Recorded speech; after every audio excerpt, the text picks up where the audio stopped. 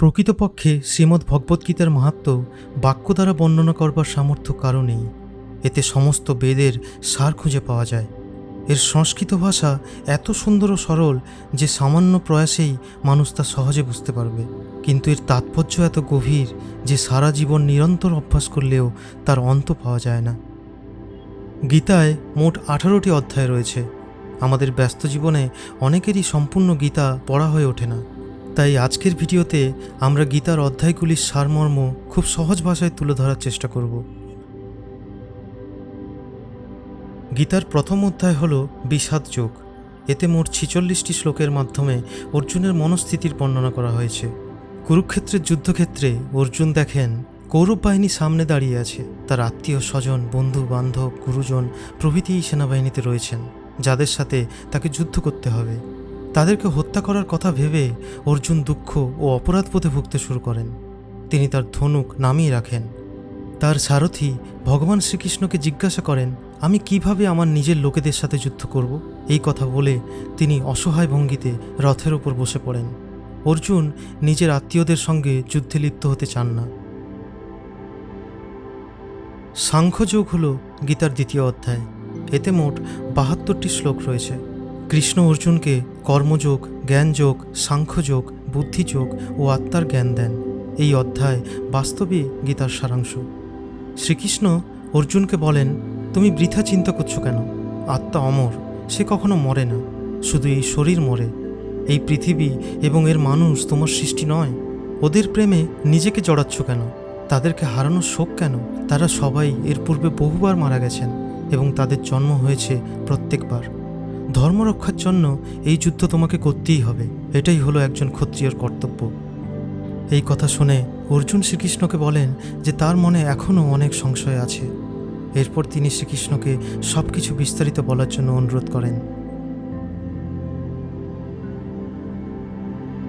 কর্মযোগের ব্যাখ্যা পাওয়া যায় এই অধ্যায়। এতে মোট 43টি শ্লোক রয়েছে। এখানে কৃষ্ণ অর্জুনকে বোঝান যে ফলাফলের চিন্তা না করেই কোনো ব্যক্তিকে তার কর্ম করা উচিত। শ্রীকৃষ্ণ বলেন, হে অর্জুন, এই পৃথিবীতে প্রত্যেকেরই নিজের কর্তব্য পালন করা উচিত, কিন্তু ফল প্রাপ্তির আশা করা উচিত নয়। কোনো কিছুর আসক্ত না হয়ে কাজ করতে হবে এবং সেই কর্ম ধর্মানুসারে করতে হবে। সমস্ত কর্ম ঈশ্বরের প্রতি উৎসর্গ করা উচিত। এমনকি যদি তুমি যুদ্ধ না করো তবে সেটাও একটি কর্ম হবে, কিন্তু এর ফলে পৃথিবীতে পাপী লোকের সংখ্যা বাড়তে থাকবে, যার ফলে সর্বত্র পাপ ছড়িয়ে পড়বে। এজন্য তুমি তোমার মোহ ছেড়ে যুদ্ধ শুরু করো, এটাই তোমার কর্তব্য। জ্ঞানযোগ হল গীতার চতুর্থ অধ্যায়। এতে 42টি শ্লোক রয়েছে। অর্জুনকে কৃষ্ণ বলেন, ধর্মপরায়ণের সংরক্ষণ ও অধর্মীদের বিনাশের জন্য গুরুর মাহাত্ম্য অনেক বেশি। এই অধ্যায়ে ভগবান শ্রীকৃষ্ণ গীতার পৌরাণিক ইতিহাস বর্ণনা করেছেন। সর্বপ্রথম তিনি সূর্যদেবকে গীতার জ্ঞান দিয়েছিলেন। এরপর সূর্যদেব তার শিষ্যদের সেই জ্ঞান দিয়েছিলেন এবং সেই জ্ঞান এভাবেই সর্বত্র ছড়িয়ে পড়তে থাকে। ভগবান বলেছেন, যখনই ধর্ম ধ্বংসের পথে অগ্রসর হয় তখনই তিনি এই পৃথিবীতে অবতারিত হন।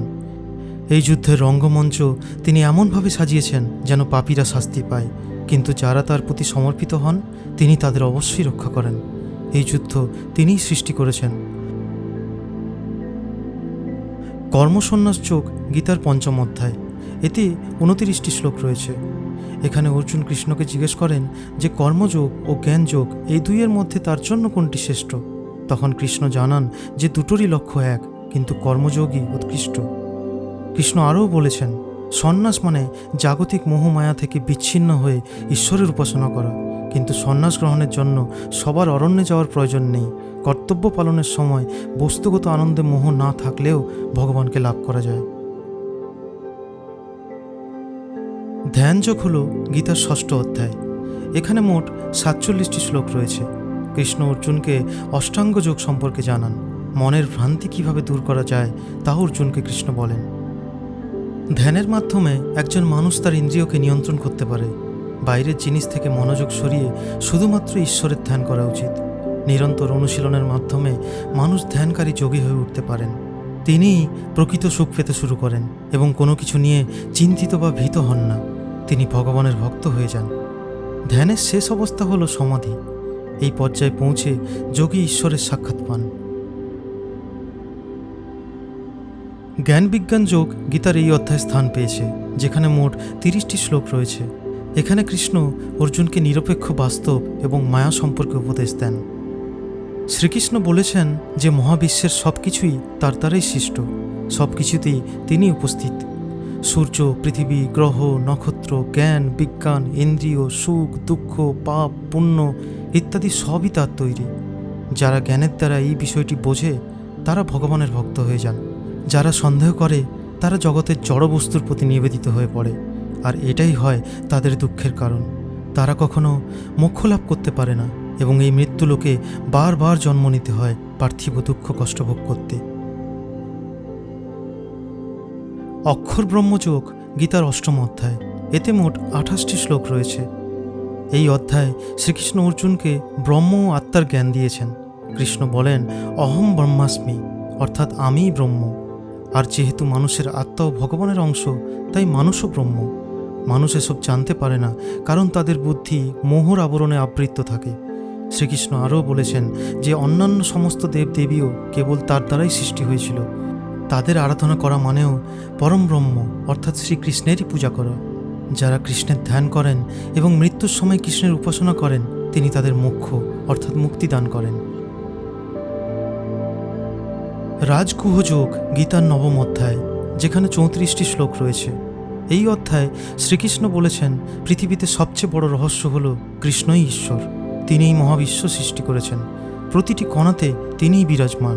তার উপাসনা করে যে কেউ তাকে লাভ করতে পারেন। উপরন্তু এই ভক্তি সন্দেহ ও সংশয়হীন হওয়া উচিত এবং এর মধ্যে শুধু ভগবান শ্রীকৃষ্ণের প্রতি ভালোবাসা থাকা উচিত। বিভূতিযোগ গীতার 10ম অধ্যায় এবং এতে 42টি শ্লোক রয়েছে। এখানে কৃষ্ণ অর্জুনকে জানান পৃথিবীতে যত ভালো মন্দ গুণ আছে, যেমন জ্ঞান, সৌন্দর্য, শক্তি, ভয়, সাহস, হিংসা ইত্যাদি সবই কৃষ্ণের সৃষ্টি। যারা কৃষ্ণে বিশ্বাস করে তারা ভালো গুণাবলী অর্জন করেন, আর যারা করে না তারা খারাপ গুণ পায়। ঈশ্বর তাদের উভয়কে তাদের কর্ম অনুসারে উপযুক্ত ফল বা শাস্তি প্রদান করেন। বিশ্বরূপ দর্শন যোগ গীতার 11 অধ্যায়ের বিষয়বস্তু, যেখানে 55টি শ্লোক রয়েছে। এই অধ্যায়ে অর্জুনের নিবেদনে কৃষ্ণ বিশ্বরূপ ধারণ করেন। অর্জুন দেখেন এই রূপ 3 জগৎব্যাপী বিস্তৃত। সমগ্র বিশ্বে তার প্রতিচ্ছবি রয়েছে। তার 4টি হাত আর আছে অসংখ্য মাথা। কিছু মাথা নিখুঁতভাবে ভীতিকর এবং কিছু সৌম্য দর্শন। কোনো কোনো মুখ থেকে আগুন, জল ইত্যাদি বের হচ্ছে। তাদের একদিক থেকে জন্ম নিয়ে পৃথিবীর দিকে আসছে বিভিন্ন প্রাণীরা, আর অন্যদিকে মৃত্যুর গালে ঢলে পড়ছে তারা। জন্ম মৃত্যু সবই শ্রীকৃষ্ণের মাধ্যমে। এইসব দেখে অর্জুন বিস্মিত হন এবং প্রভুর চরণে শ্রদ্ধার সাথে মাথা নত করেন। 20টি শ্লোকের মাধ্যমে ভক্তিযোগ এই অধ্যায়ে বর্ণিত হয়েছে। ভক্তি মার্গের মহিমা সম্পর্কে অর্জুনকে জানান কৃষ্ণ। এর পাশাপাশি অর্জুনকে ভক্তিযোগের বর্ণনাও দেন। শ্রীকৃষ্ণ বলেছেন সবচেয়ে বড় যোগ হলো ভক্তিযোগ। কেউ যদি বড় বড় বেদ পুরাণ পড়তে না পারে, যজ্ঞ হবন তপস্যা করতে না পারে, তবে তার উচিত ভক্তিযোগের আশ্রয় নেওয়া। মানুষের ঈশ্বরের প্রেমে মগ্ন হয়ে তার ভক্তি করা উচিত, তার স্তব গাওয়া উচিত, তার মনন, চিন্তন, ধ্যান এবং প্রশংসা করা উচিত। নিজেকে সম্পূর্ণরূপে শ্রীকৃষ্ণের চরণে সমর্পণ করা উচিত। এমন ভক্তদের শ্রীকৃষ্ণ খুবই ভালোবাসেন এবং তিনি নিজেই তাদের ভক্ত হয়ে যান। এমনই প্রকৃত ভক্ত ছিল মীরা ও সুরদাস। ভগবান এমন ভক্তদের মোক্ষ দান করেন। প্রকৃতি পুরুষ বিবেক যোগ গীতার 13 অধ্যায়ে বর্ণিত হয়েছে। এতে মোট 35টি শ্লোক রয়েছে। যে মানব দেহ, আত্মা, পরমাত্মা ও জ্ঞানের এই রহস্য বোঝে, সেই এই জগতের বন্ধন থেকে মুক্তি লাভ করে। আত্মার মধ্যেই ঈশ্বরের বাস, কারণ তিনি আত্মার অংশ। কিন্তু অজ্ঞতার কারণে মানুষ তা বুঝতে পারে না। তাই আগে জ্ঞান অর্জন করতে হবে। জ্ঞানের উদ্দেশ্য হলো ঈশ্বরকে বোঝা। তবে এর জন্য মানুষকে সদাচারীও হতে হবে, অন্যথায় মানুষ অহংকারী হয়ে উঠবে। তখন সে এই রহস্য বুঝতে পারবে না, আর সে নিজের মধ্যে ঈশ্বরকেও খুঁজে পাবে না। এই অধ্যায়ে শ্রীকৃষ্ণ 3টি গুণের কথা বলেছেন। এই 3টি গুণ সাত্ত্বিক, তামসিক এবং রাজসিক। সাত্ত্বিক লোকেরা নিরামিষ আহার করে, সাধারণ পোশাক পরে, কথায় নরম হয় এবং ভগবানের ভক্তি করে। তারা মৃত্যুর পর মোক্ষ লাভ করেন। তামসিক প্রবৃত্তির লোকেরা আমিষ খাবার খান, নোংরা পোশাক পরেন, হিংস্র হন এবং কখনো ঈশ্বরের উপর ভক্তি দেখান না। মৃত্যুর পরে তারা নরক ভোগ করেন। রাজস্বিক লোকেরা ভোগ ও বিলাসের প্রতি আগ্রহ দেখায়। তাদের মধ্যে উভয়ের গুণ থাকে। মৃত্যুর পর তারা তাদের কর্ম অনুসারে স্বর্গ ও নরক উভয়ই পেতে পারে। বেদের সমস্ত জ্ঞানের সারমর্ম এই যে মানুষকে মোহমায়া ত্যাগ করে ঈশ্বরের চরণে সমর্পণ করতে হবে। এটাই সবচেয়ে বড় যোগ। মোহের কারণে মানুষ ভগবানকে লাভ করতে পারে না, কারণ তার মন, অর্থ এবং অন্যান্য বস্তুগত জিনিসকে ভালোবাসতে শুরু করে। এটি তাকে ঈশ্বর উপলব্ধির পথ থেকে দূরে সরিয়ে রাখে। সর্বোত্তম মানুষ সেই যে আসক্তি ত্যাগ করে নিজেকে ঈশ্বরের ভক্তিতে উৎসর্গ করে।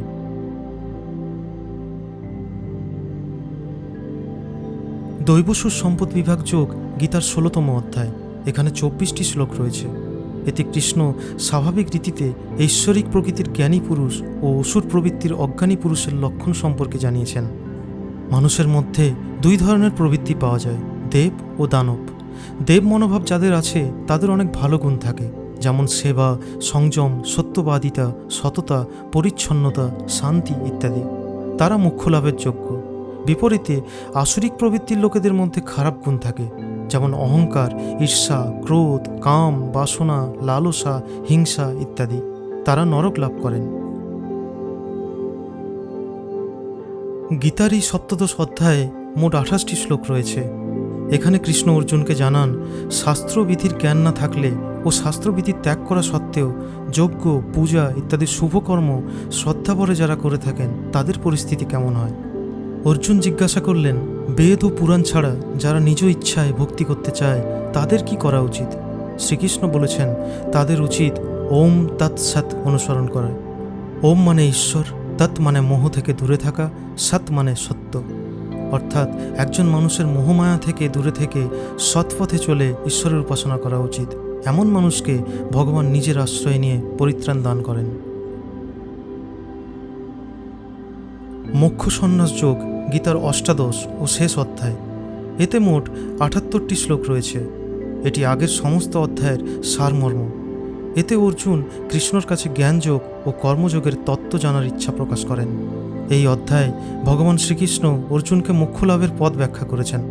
তিনি বলেন যে মোক্ষ লাভের জন্য একজন মানুষকে সমস্ত জিনিসের প্রতি আসক্তি ত্যাগ করে সম্পূর্ণরূপে ঈশ্বরের কাছে আত্মসমর্পণ করতে হবে। আমাদের জীবনের প্রতিটি কর্ম শুধুমাত্র শ্রীকৃষ্ণকে উৎসর্গ করা উচিত।